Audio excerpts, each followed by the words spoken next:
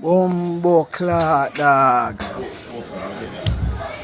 Bumbo clock man, kill buffalo and kill buffalo don't answer dead dog. Bumbo clock. Welcome to True Jamaica Buzz, news and entertainment with a buzz. The audio of the edited version of the video that you just heard is of a man known as Bufftick that lives in a place that is called Marley. Marley is in St. Anne's Bay, St. Anne's to be specific. Based on the information, it is said that a group of men pulled up in a Mark X, alighted from the vehicle, blazed up some can at that man, hitting him all over the body. He was spread out, face down in a pool of his own, blood. He was rushed to the hospital, however, too late is the call. That man's name, like I said, Bufftick. It is said that they were looking for his son that happened to be a troublemaker, a menace to society. They had came by the place a couple of times looking for him. He was nowhere to be found. It is said that they sent out all sorts of threats that they were going to take him away on sight. However, it seems as if the father did not think that he had anything to do with anything. He is not gang affiliated, with the exception that if you have a family member that is a gangster, you automatically, by default, are a target, a person of interest to be eradicated. It is said when they came back on the last time, yesterday to be specific, looking for the son once again, the son was not there. However, they knew exactly who the father was. So just to send a message, they took out the father. He was rushed to the hospital. Too late was the call. Now, people, young youths out there, this is my message to you. If and when you decide to go in a life of crime, and you know that young people have problem, it is best if you tell your family, take with themselves until everything kind of cool out. But a lot of these youth, sometimes the family member know that they are in gang activity, but because they are beneficiary of the proceeds of crime, them facilitate the FUCKRY. In this case, being penny-wise and pound-foolish did not work out. Even if that father had anything to do with anything, based on the information that I am getting, it is not so. That man is a hard-working man. You hear the people them traumatized when they heard or saw him laying on the ground in a pool of his own, BLOOD. Them I say them can't believe, so them take out a hard-working man only because of the sons. So like them say, sometimes the sins of the father fall on the son. Sometimes the sins of the son fall on the father. Such is the case in this case. If them can't catch Quaco, them catch him shot, point blank, and period. So the next thing that is popping in the news is an update about that 14-year-old girl that somebody invaded her premises, jump over her fence, lick her with a hammer, and then juke her up and bust her throat. Price Johnson, her name is. I want you to take a listen, take a look to what the police that is in charge of the investigation has to say, and then I'll give my piece. Man named Linda was wanted for the murder and rape of Price Johnson, which occurred on February 6th at Palm Grove in Kingston 13, is now in our custody. He will be interviewed and will be charged. Thanks to the family members, community members and relatives for their support in bringing him into custody to face his day before the judge. So people, you heard what the police had to say. They have the suspect or the person of interest into custody. He was allegedly taken into custody. Based on the information that I got, it is said that the family contacted the police. However, here's a twist, or here's a problem that I have. The picture that you see on the screen that is circulating all over social media is not actually Imani Minot. So I am not sure if the police took into custody Imani Minot also. But based on the information that I got, it is said that this person, the picture of this person that you see on the screen, is actually not Imani Minot. I am not saying that Imani Minot is not in custody of the police, but this youth's picture that you see that has been circulating over social media saying that he was the suspect in the takeaway of that 14-year-old girl. He is actually not a suspect. Based on the information, it is said that he is or was in relation with a young girl, and that young girl kind of getting her feelings, and that young girl put out his picture and said that he's a person of interest, he is a madman, just to be vindictive. People, I am going to show you a next picture. The picture that you see on the screen is of that same person when he was black and turned brown, him a rub up, him a bleach out.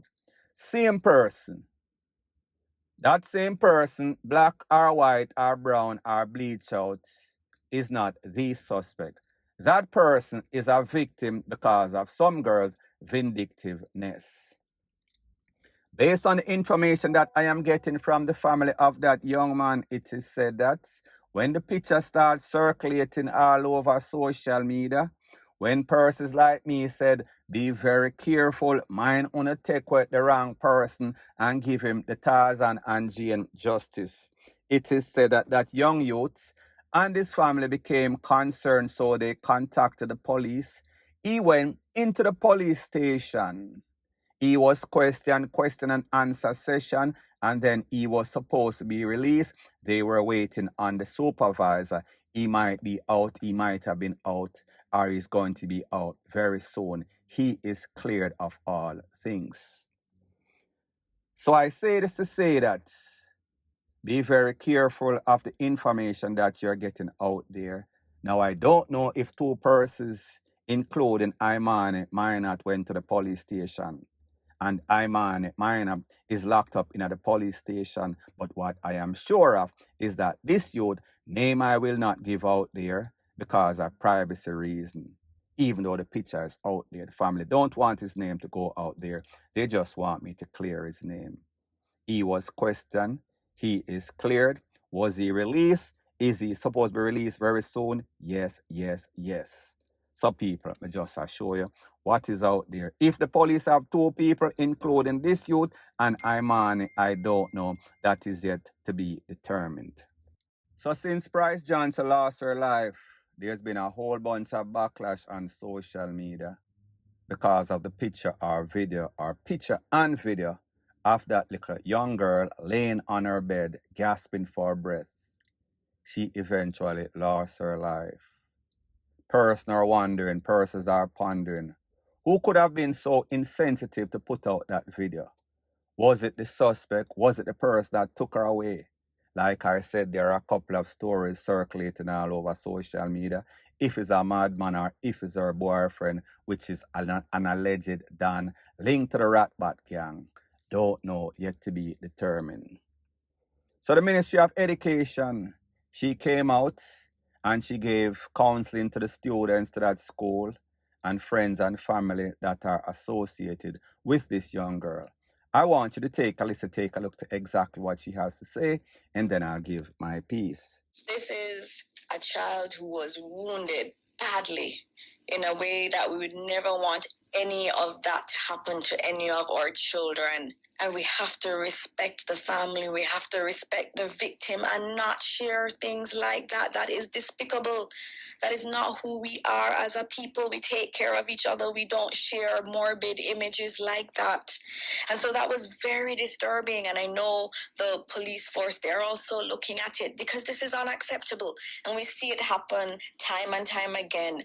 And instead of, going to the rescue, sometimes you see it at an accident scene or otherwise, you see everybody taking out their cameras and not rendering assistance. We have to do better than that. And so we are very disturbed about that video being shared, and we would tell anyone, if you get it, delete it. Do not share it any further.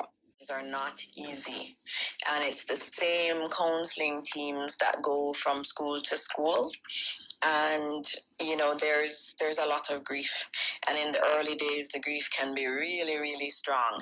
But we also recognize that some of the teachers and students may not even be able to come to grips with the grief. There was a lot of grief yesterday, but it may not hit them until over the weekend or in the coming weeks, which is why we can't do a one-day grief session.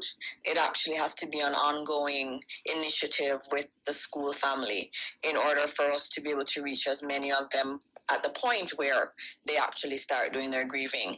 So people, you heard what the lady had to say, and obviously we know that the little girl was taken out in a very brutal fashion.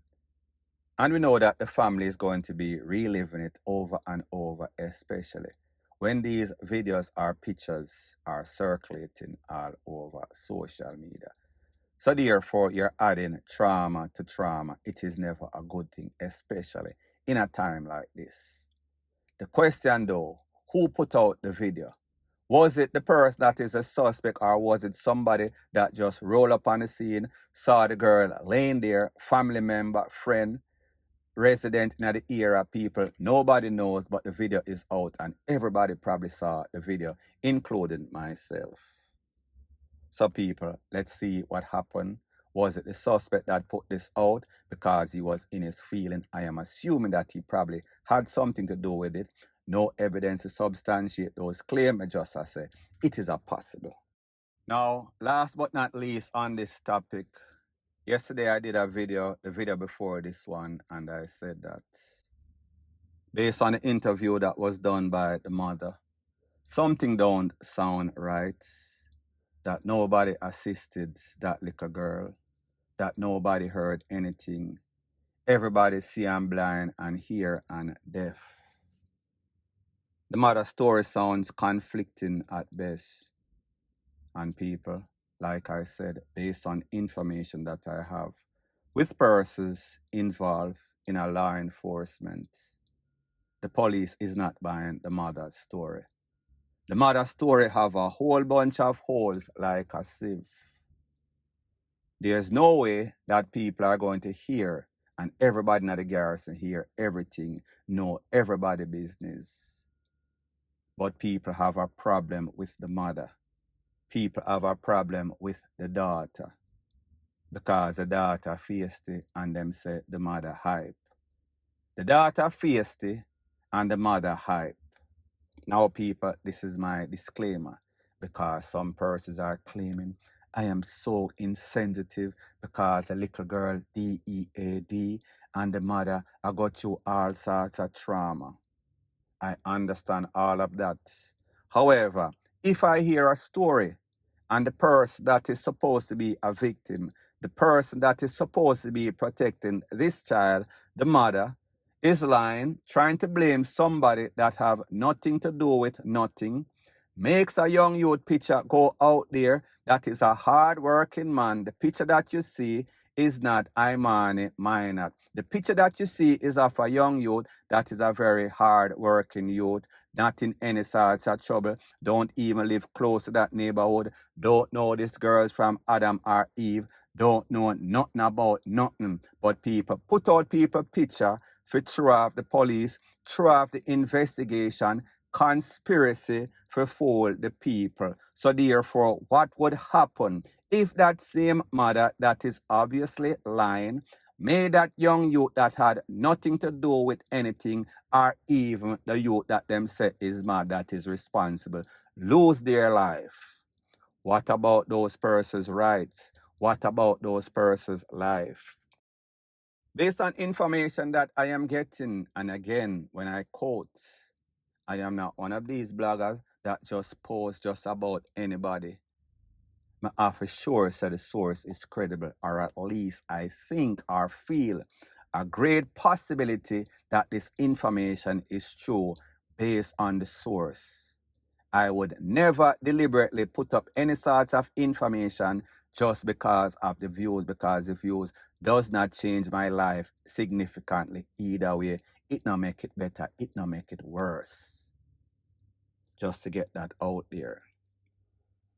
Based on information that I am getting, it is said that I told you yesterday that the father lost his life under controversial means.